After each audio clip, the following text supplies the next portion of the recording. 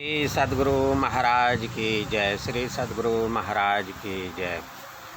महर्षि में ही सत्संग सुधा सागर प्रवचन नंबर 108।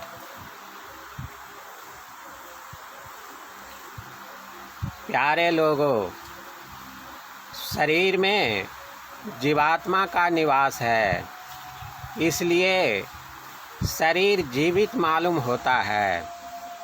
शरीर जड़ है, अर्थात ज्ञानहीन पदार्थ है, और जीवात्मा चेतन अर्थात ज्ञानमय पदार्थ है। दोनों का संग ऐसा है कि साधारणतः इसको कोई भिन्न नहीं कर सकता। शरीर में रहने का जीवन थोड़ा है और शरीर छोड़ने के बाद का जीवन अनंत है, क्योंकि जीवात्मा अविनाशी है। अनंत जीवन बहुत जीवन है, एक शरीर का जीवन बहुत कम है। अवश्य ही वर्तमान शरीर के बाद के जीवन में स्थूल शरीर अनेक हो सकते हैं, शरीर बहुत हो सकते हैं। उन जन्म मरणशील जीवन को जोड़ो तो बहुत है। इस शरीर से छूटने पर केवल जीवात्मा नहीं रहता, वह 3 जड़ शरीरों के अंदर रहता है। बारंबार जन्मने मरने में केवल स्थूल शरीर छूटता है और 3 शरीर रह जाते हैं। इन 3 शरीरों में रहने का जीवन बहुत है। इन्हीं शरीरों में रहते हुए स्वर्गादिक परलोक का भोग होता है। वहाँ के भोग के समाप्त होने पर फिर कर्मानुसार किसी के यहाँ जन्म लेता है, लेकिन यह चक्र कब तक चलता रहेगा कोई ठिकाना नहीं।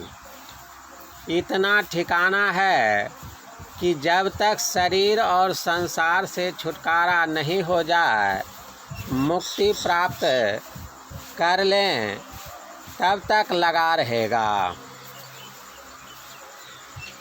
सबसे उत्तम जीवन यही है कि किसी शरीर में नहीं रहना। किसी शरीर में रहना पुण्य के अनुकूल स्वर्गादिक में रहो, फिर वहाँ से नीचे गिरो। यह जीवन कोई अच्छा जीवन नहीं है। हम लोग वर्तमान शरीर में हैं, इसमें कितने दिन रहेंगे ठिकाना नहीं। उस अनंत जीवन के समक्ष यह जीवन अत्यंत स्वल्प है। लोग दुख में 1 सेकेंड के लिए रहना नहीं चाहते। सुख की ओर दौड़ता हुआ, दुख से भागता हुआ यह जीव चलता है, किंतु जो सुख यह चाहता है वह कहीं नहीं मिलता। साधु संत लोग कहते हैं कि थोड़े से जीवन के लिए तुम दौड़े दौड़े फिरते हो और डरते हो कि आज यह काम नहीं किया जाएगा तो यह हानि होगी। डर के मारे ठीक ठीक नौकरी, वाणिज्य, व्यापार, खेती आदि करते रहते हो। ऐसा नहीं करो तो कोई हर्ज नहीं। बहुत धनी आदमी भी धन को संभालने और बढ़ाने में रहता है। धन के संभालने और बढ़ाने में भी कष्ट होता है। गरीब आदमी देखता है कि आज खाने के लिए है, कल के लिए यत्न नहीं करो तो क्या खाओगे। उससे विशेष जो कृषक हैं सोचते हैं कि इस साल के लिए खाने को है, आगे वर्ष क्या खाएंगे। इस डर के मारे खेती करते हैं। तो एक शरीर के जीवन के लिए डरते हो और काम करते हो, और इसके लिए नहीं डरते कि इस शरीर के जीवन के बाद का जो जीवन है उससे क्या होगा। चाहिए कि ऐसा काम करो कि शरीर छोड़ने के बाद भी तुम सुखी रहो। इसके लिए क्या करना होगा? ईश्वर का नाम जपो। इसी को कबीर साहब ने कहा है, निदरक बैठा नाम बिनु चेतिन करे पुकार, यह तन जल का बुदबुदा बिनसत नाही बार। यह समझ लो तो फिर आज के लिए बहाना नहीं करो कि आज नहीं कल करूँगा, क्योंकि गुरु नानक देव जी ने कहा है, नह बालक नहीं जौबने नहीं बिरधि कछु बंध, वह अवसर नहीं जानिए जब आए परे जम फंद। अनंत जीवन में दुखी न हो, इसके लिए ईश्वर का नाम भजन करो। आजकल करते हुए समय बर्बाद मत करो, बल्कि काल करे सो आज कर, आज करे सो अब, पल में परलय होएगा बहुरी करेगा कब। भर दिन भर रात बैठकर भजन नहीं करने कहा जाता, समय बांध बांध कर भजन करो। काम करते हुए भी भजन करो और काम छोड़ छोड़ कर भी भजन करो। ब्रह्म मुहूर्त में मुंह हाथ धोकर निरालस होकर भजन करो। दिन में स्नान के बाद भजन किया करो। तन काम में मन राम में हमारे यहाँ प्रसिद्ध है, इसको काम में लाओ। फिर सायंकाल भी बैठकर भजन करो। रात में सोते समय भजन करते हुए सो तो खराब स्वप्न नहीं होगा। नाम भजन को लोग जानते हैं कि गुरु ने जो मंत्र दिया है वही नाम भजन है। वह नाम भजन है, किंतु और भी नाम भजन है। जो शब्द लोग बोल सकते हैं, सुन सकते हैं, वह वर्णात्मक नाम भजन है। ध्वन्यात्मक नाम भजन भी होता है। वह ध्वनि तुम्हारे अंदर है। उस ब्रह्म ध्वनि में जो अपने मन को लगाता है तो वह शब्द से खींचकर ब्रह्म तक पहुंचा देता है। नाम का जप और नाम का ध्यान भी होता है। वर्णात्मक नाम का जप होता है जिसकी युक्ति गुरु बताते हैं, और ध्वन्यात्मक नाम का ध्यान होता है, इसकी भी युक्ति गुरु बताते हैं। इस साधन के लिए भला चरित्र से रहना होगा। जिसका चरित्र भला नहीं है, जो सदाचार का अवलंब नहीं लेता है, वह विषयों में भोगों में बंधा रहता है। जब वह भजन करने लगता है तो उसका मन गिर गिर जाता है। इसलिए अपने को पवित्र आचरण में रखो। जाके जिभ्या बंद नहीं, हृदय नाही साँच, ताके संग न चालिए, घाले बटिया कांच। जिभ्या पर खाने और बोलने का बंधन रखो। झूठ और कड़वा बोलना खराब है। झूठ बोलना सब पापों की जड़ है। कड़वा बोलना आपस में फूट पैदा करता है। इसलिए सत्य बोलो और नम्र होकर रहो। साधु सोई सराहिए, साची कहे बनाए, कै टूटे कै फिर जुड़े, कहे बिन भरम न जाए।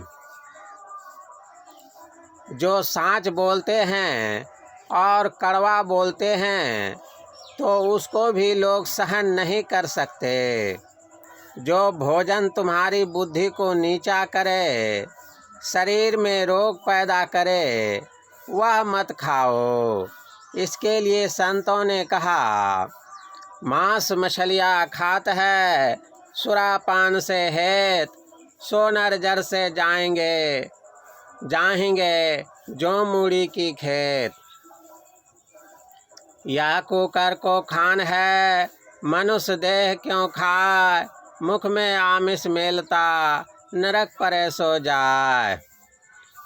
मांस मछली तथा नशा आदि खाने पीने से पाशविक वृत्ति रहती है, इसमें राजस तामस वृत्ति रहती है, सात्विक वृत्ति से भजन होता है। इस प्रकार के भोजन से सात्विक बुद्धि दमन हो जाती है और राजस की प्रधानता हो जाती है, जिससे भजन में चंचलता और आलस आता रहता है।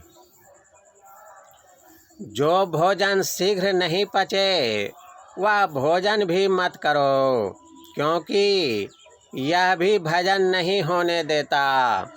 जितने नशे हैं, यहाँ तक कि तंबाकू तक लेने योग्य नहीं। इसलिए कबीर साहब ने कहा, भांग तम्बाकू छूतरा अफियो और शराब, कह कबीर इनको तजे तब पावे दीदार। तंबाकू को लोग साधारण समझते हैं, किंतु यह भी बहुत बुरी नशा है। नशाओं से, कुभोजन से, कड़वी बात से और असत्य भाषण से बचो।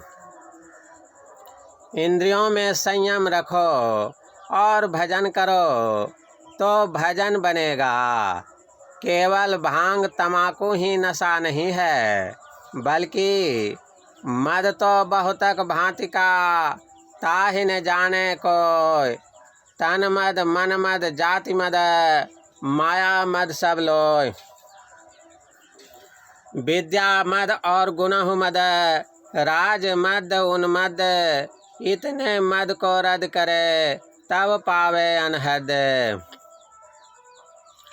इन सब नशाओं को भी छोड़ना चाहिए, यही संतों का उपदेश है। जो संतों के उपदेश के अनुकूल रहते हैं वे पवित्र हैं। जो संतों के उपदेश के अनुकूल नहीं चलते वे किसी कारण पवित्र क्यों न कहे जाएं, किंतु अपवित्र हैं। यथार्थ में हृदय पवित्र होना चाहिए। शरीर पवित्रता के लिए क्या बात है।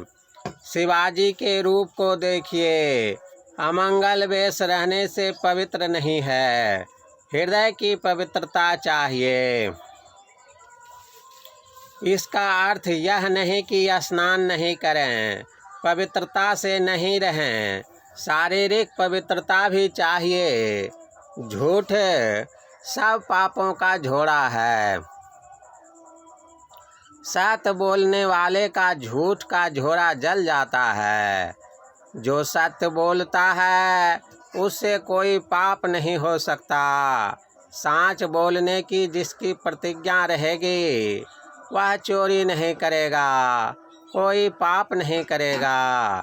चोरी करने से झूठ बोलकर छिपाता है, सत्य बोलो तो चोरी भी छूट जाएगी। हिंसा मत करो, हिंसा करोगे तो क्या होगा। संत कबीर साहब ने कहा,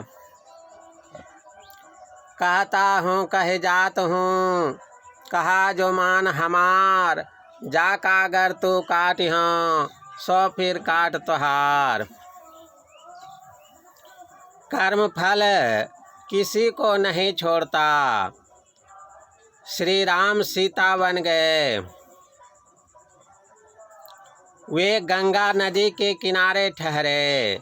पत्तों के बिछौने पर श्री सीताराम लेटे थे और लक्ष्मण पहरा दे रहे थे। वहाँ गुहनिषाद भी बैठा और कहा कि कैकेयी ने इनको बहुत दुख दिया। तब लक्ष्मण जी ने कहा कि काहु न को सुख दुख कर दाता, निज कृत कर्म भोग सुनु भ्राता। युधिष्ठिर को थोड़ा सा झूठ बोलने का फल भी मिला ही, यद्यपि वह भगवान के समक्ष और उनकी प्रेरणा से बोला था। भगवान श्री कृष्ण को भी व्याधा ने तीर से मारा, यह भी कर्म फल ही था। इसलिए हिंसा से बचो, व्यभिचार मत करो। पर पुरुष गामिनी स्त्री व्यभिचारिणी है और पर स्त्री गामी पुरुष व्यभिचारी है। इन 5 पापों से बचो। एक ईश्वर पर विश्वास करो, उनका पूरा भरोसा करो। उनकी प्राप्ति पहले अपने अंदर होगी, फिर सर्वत्र। ध्यान करो, सत्संग करो और गुरु की भी सेवा करो पहले कहे 5 निषेध कर्मों को नहीं करो और पीछे कहे 5 विधि कर्मों को करो। यही विधि निषेध में कलिमल हरणी, कर्म कथा रविनंदनी वर्णी है। इस तरह अपने जीवन को बिताने पर मुक्ति मिलेगी।